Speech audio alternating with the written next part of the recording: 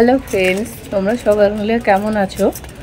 আমি ভালো আছি বলতে আমার দেখো গলার অবস্থা খুবই খারাপ। তো এই ভয়েস নিয়ে কথা বলছি।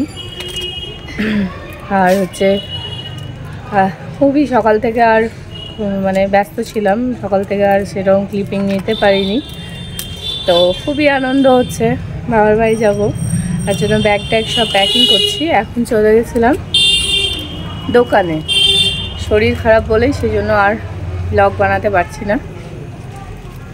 তো দেখতে থাকো তোমরা।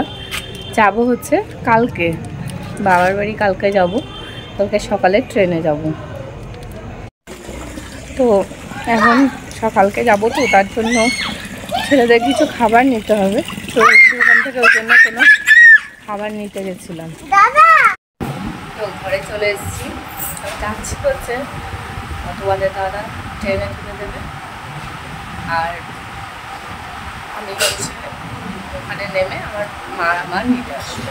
তো দেখো ব্যাগ হয়েছে, এটা প্যাকিং হয়েছে, আর এগুলো পরে যাব, তাই আর এটা নেব। তো ব্যাগ প্রায় প্যাকিং, এখন শুধু রান্না করব রাত্রিবেলা।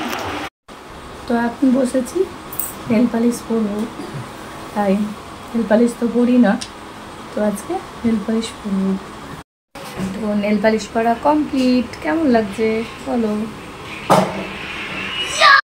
তো এখন চলে এসেছিলাম রান্নাঘরে। এখানে আলু আর সয়াবিন সেদ্ধ করে নিয়েছি, আর এখানে ডিম সেদ্ধ করেছি, এটা ছাড়াবো এখন।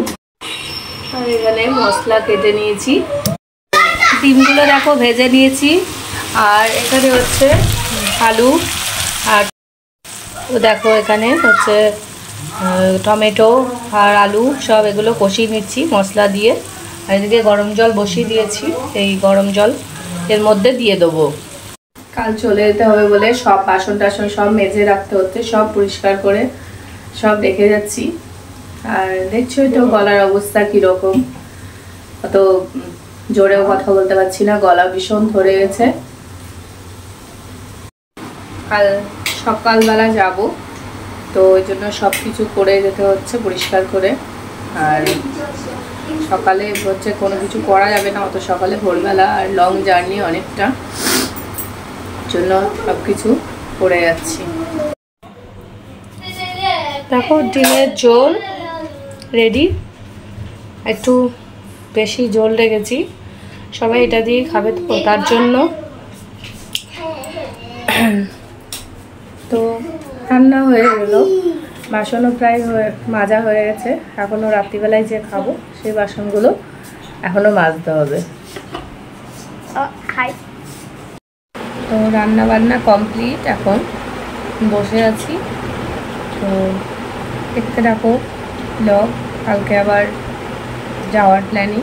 তো হচ্ছে ভালো লাগলে লাইক কমেন্ট করো, এখানে ব্লগটা শেষ করছি।